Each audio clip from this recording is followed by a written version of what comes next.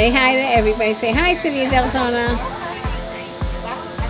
Come grow with us.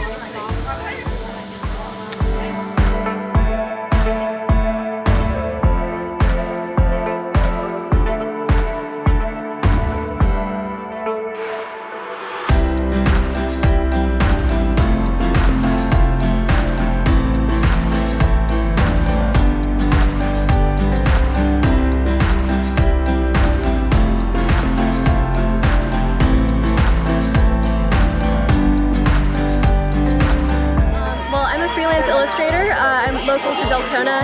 I've been doing freelance illustration full-time for about 6 years now.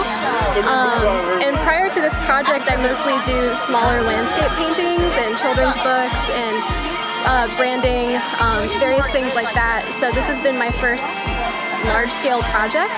A little bit intimidating to first start out with, but I found that it was one of those things that once I got started and got the ball rolling, it really just felt natural.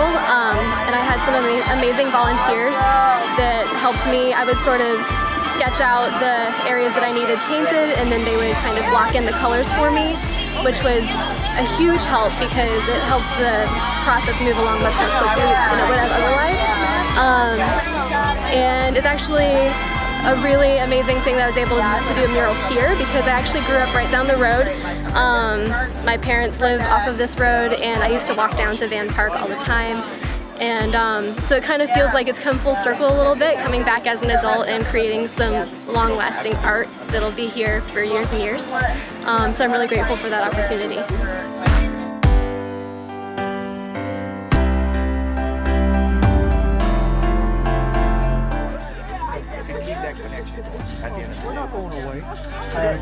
Jim and Paula Pesher are here, and they got started. They were the ones who started. Absolutely, give them a hand. Yeah, because it was their vision that got this started. And you know, I was talking to Jim this morning, and he was telling me that his vision was to get this started and for the community, and hopefully there would be a next group of people who would come forward and keep it going. And so that's what we've been able to do. And as we've been thinking about the gardens and what the future holds for us, you know, we have our wonderful clubhouse here, and that's going to allow us to do more things in the community. Things like garden classes, art classes for our kids, cooking classes for our kids. So it's going to allow us to have that community presence. And so that's a wonderful thing that's going to be happening.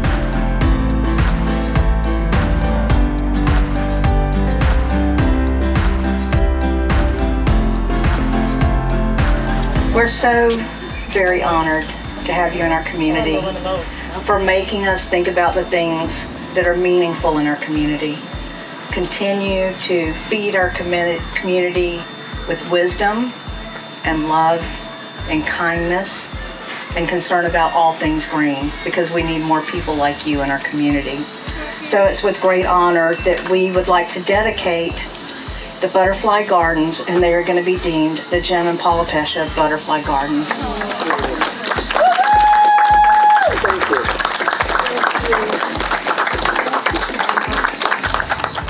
I checked. Yeah, we have a ton of parks. So she says, let's pick a weekend and go out and visit 2 or 3 parks. Well, that was the goal. We started out. First weekend, we visited a couple of parks up on the north end. The second weekend, we came down towards the central end. And I think Van Park was either the second or third park for that weekend. We pulled in, we drove down and through the gates and over and visited the baseball diamond. On the way out, as we're passing through the gate, she looks over and she says, "What's this?" Well, if you pay attention, this can't be seen from there. But on the way out, she did see it. We pulled over, parked, got out, and we started walking around. And this was what looked like an unused, abandoned building.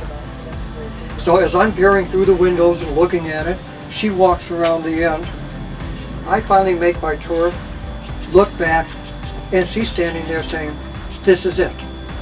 And I'm looking at her, and I'm seeing a field of weeds. And she repeats, "This is it." I said, "What is it?" She says, "Our community gardens." And I said, where?